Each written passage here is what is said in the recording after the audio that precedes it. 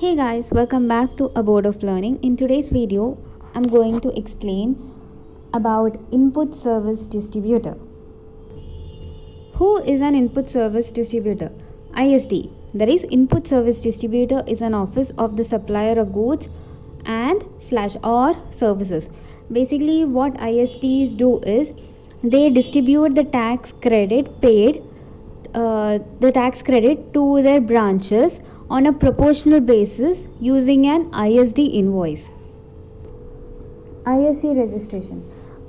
ISD has to compulsorily register as ISD apart from its normal registration as taxpayer under the Act. So, they have to opt for normal registration as a normal taxpayer. Also, if they are going for ISD, they have to specify, they have to get registered as an ISD. For that, they have to specify under serial number 14 of REG, that is the registration form, that they are an ISD, or that's how it's done. Also, there is no threshold limit for registration. Threshold limit in the sense, in GST, if you attain or if your turnover crosses a certain limit, then you can no longer be a composition dealer. Or if your turnover reaches a certain level, then you have to go for registration under GST. Such threshold limits does not apply to ISD. Now, branches can have different GSTs, but should have same PAN as that of ISD. Well, imagine you have a business. You also have many branches. You have one branch in Bangalore, another in Chennai, another in Kanpur. So there are different branches set out. All these branches can have different GSTs, and that's true, right? Bangalore registration will be different, Kanpur registration will be different, Chennai registration will be different. The number, the GST will be different. But to be under ISD or to get the ISD benefit or to get the credit from ISD, you should have the same PAN number as that of ISD. Now, in a single entity, there will be multiple divisions, right? Marketing, security division, there are so many divisions. Even these registrations, divisions can have multiple registration. That means in a single entity, they can have multiple ISD registrations. ISD, situations where it is not applicable. ISD cannot distribute input tax credit paid on input such as raw materials and capital goods such as plant and machinery. These inputs such as raw materials, spares, consumables, all of this are used for production or are used for manufacturing or are used to produce something. In the same way, capital goods such as plant and machinery also do the same thing. ISD also cannot distribute input tax credit to outsourced manufacturers or service providers. When you are outsourcing it to someone, that outsourced unit is not yours. They don't have the same PAN number as yours. So you cannot distribute credit to such units. Documents based on which credit can be distributed. ISD distributes credit based on the tax invoices issued by the supplier towards receipt of input services. So, basing on which document will they be distributing the credit to their units or to their branches? Yes, they will be issuing an ISD invoice to those branches, but what is the base document for them? The base document for them are the tax invoices which you get from different suppliers when you are getting some kind of service from them. So, as it states ISDs can distribute credit of only input services, not goods, only services. So, I'll just give a quick recap. ISD can be a unit which does both business in goods and services, or just goods or just services. But to distribute credit, they have to have the credit of input services, not input you receive on goods, but on services. How to distribute the credit and the types of credit that can be distributed. How to distribute the credit? An input service distributor will issue an ISD invoice to the supplier of goods or services, taxable goods or services, having the same PAN number as that of ISD.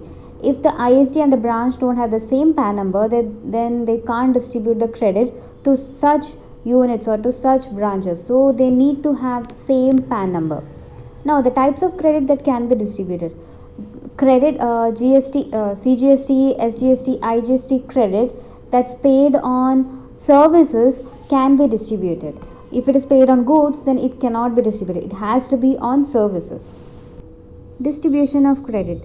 Now there are certain points that need to be kept in mind or need to be understood well. The first one is, an IST cannot distribute an amount which they don't have. That means the amount of credit that is distributed cannot exceed the amount of tax credit available for distribution. So the amount which is available for distribution can only be distributed. They can't just distribute an amount which is more than that. The second point is, it can be distributed among operational units only. That means they can distribute the amount only to those units or only to those branches which are functioning, which are operational.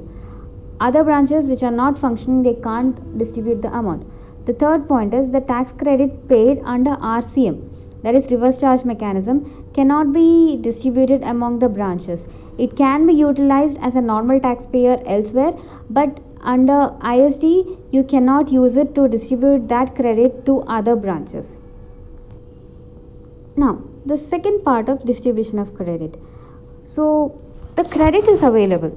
So how are you going to distribute it among the different? If you have just one branch, okay, you share it with that branch. But what if you have multiple branches? Now this table will help you with that. If it is, the tax credit is available against any specific input service which is used entirely by one recipient, then the whole credit will go to such recipient. You cannot distribute that credit to another person because that credit is not being utilized by any other unit. So you have to use it for distribute it or give it to such recipient. Now tax credit available against input services commonly used by more than one recipient, means there could be 2-3 branches which are using the same input services, maybe the other branches are not using it. So you have to divide or distribute that credit amount among the such operational recipients which are using such services on their turnover, on the ratio of their turnover proportionally. Now the third one is, if it is commonly used by all recipients, then what? If it is commonly used by all recipients, then proportionally in the ratio of their turnover, they have to distribute that amount to such operational units only. If it is not an operational unit, then you cannot distribute it. So these units have to be operational, they have to be functioning to get this tax amount or to get this credit amount. Part 3 of distribution of credit. Now if you and your ISD are in same location, then how is the tax distributed?